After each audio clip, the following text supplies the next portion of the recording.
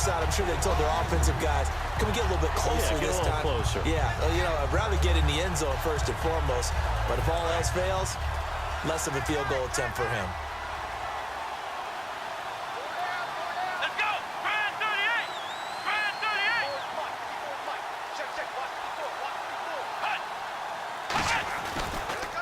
38! Here's Elliott. And he's going to get this one down near the 45-yard line. 2 yards gets them back to where they started, but now 3rd and 10. And they're going to speed things up here. Looks like the defense in press coverage here.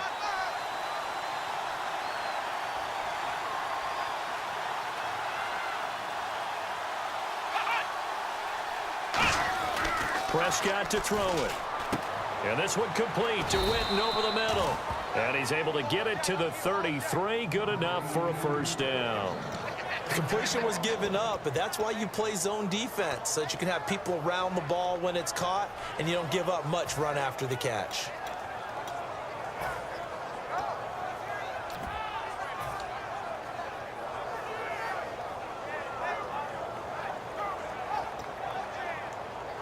Fresh set of downs here. Hey, we got tight left. Watch tight end. Watch tight end. Key him. Key the tight end. Let's go. White, 90. They'll need to get the play off quickly. They'll run it now out of the gun. And his rough afternoon continues. He's going nowhere again. No gain on the play there. 2nd down. So they go out of the gun, try to delay it on the draw, but nothing there. Yeah, good play by the defense there. They sniffed it out and made sure there were no gaps for him to run. If you're the offense, though, you have to think to yourself, maybe I go play action down the road.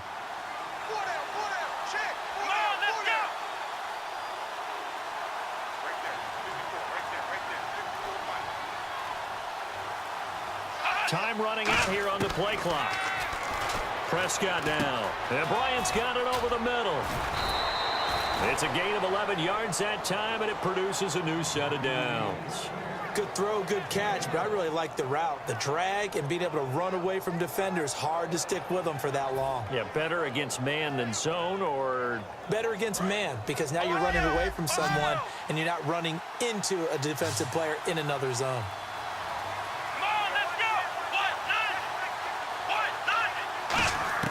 First down, Prescott. Oh, the ball comes out on the hit, but they'll say it's incomplete. When defenses get to the quarterback that quickly, a lot of times it's called a jailbreak. It wasn't quite that fast, but fast enough that he had no time to look downfield and set himself to throw the ball. And as he tried to do that, he was hit, and it forced an incompletion.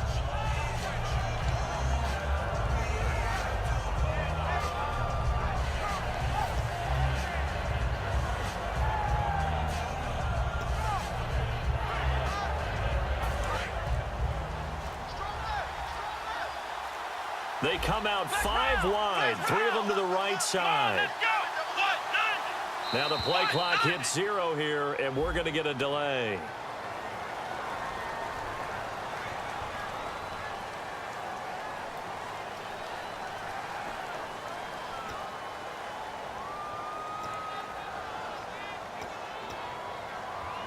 So the defense has put them in a tough spot. It's 2nd and long.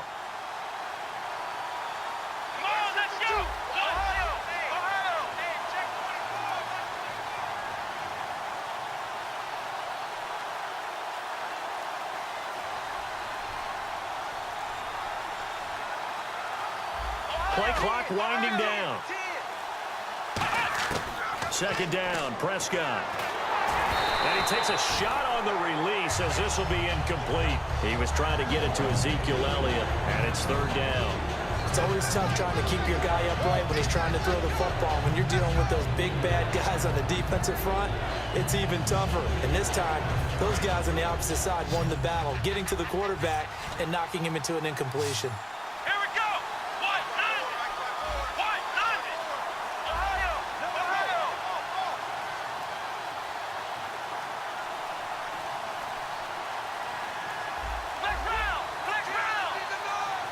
The play clock's running down. 3rd and long for Prescott. They'll tussle for it, and this is going to be caught. They convert on 3rd with a gain of 22. And really just a heck of a catch. That's a really good receiver making a nice play. And against a really good defensive back. Right there together and over the top, the receiver wins the battle.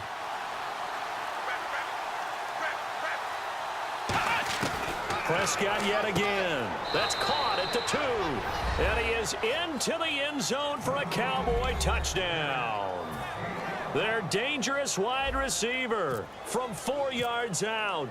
And the Cowboys are an extra point away from tying the football game.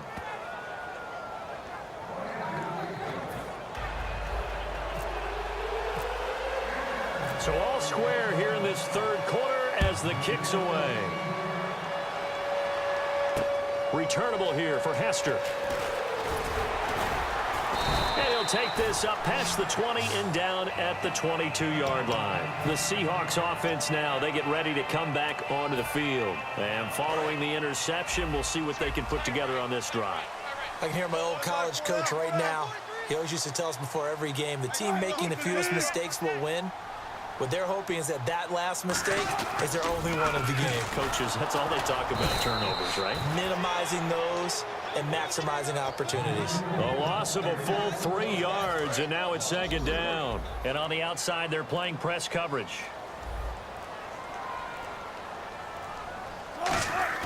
On second down, here's Wilson.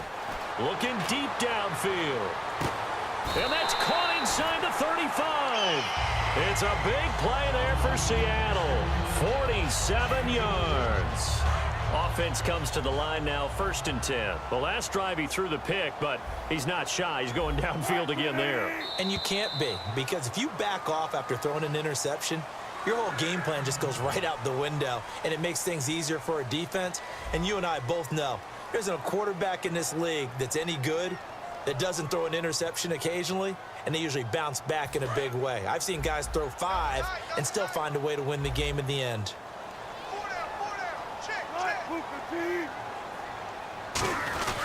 Wilson to give to Rolls. And he's going to fight his way forward here for a modest gain. He'll get a nice chunk there on the first down run, and it's 2nd and 4. This drive is turning into an extended one, and the guy carrying the ball, he's becoming more like a body blows guy. Every carry is putting some damage on the defense. So after a while, I'm not too sure how many guys are going to want to run up and tackle him. And he went backwards. He'll be down at the 30. So he loses 3 yards there. Now 3rd down. They tried to run the counter, just that the defense wasn't fooled. And when they're not fooled, you see the end result, because what you're doing there, you mentioned the counter. You're using your offensive linemen sometimes to pull or move to influence the defensive front to go in that direction and create the space back in the other side and block it appropriately. But you're exactly right. Didn't move him, sat there waiting for him and made the play. I know ultimately that feels like a good defensive play, but I know it's really not. They had a chance to keep points off the board. Now they have a chance to kick a field goal by missing that shot. Yeah, especially at this spot in the field. He's got to be upset he couldn't come up with that INT. And this is right down the middle as he puts it through. And they take a 17-14 lead. So the drive here ends with a field goal, and that does give them the lead, but this one is still a long ways from over. And you love to be able to look up at the scoreboard and see that you're out in front, but then you take one look across the field and see that offense is raring to come back out, and you think, I don't know that field goals are going to be enough to get us home.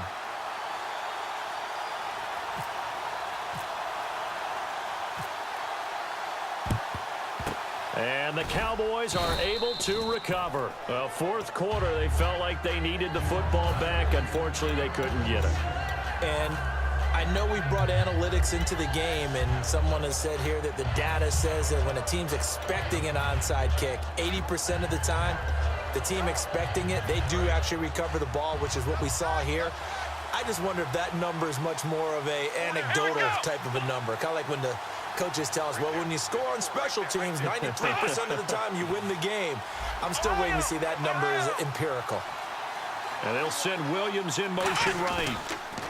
They'll run with Elliott. And this one's going to go the wrong way. Losing yardage back at the 42. That's going to go as a loss of 2, and it'll be second down. Oftentimes when you're not winning at the point of attack for an offensive line, maybe they're getting out physical. spread things out a little bit, make it more of a one-on-one blocking scheme, then you don't have to win it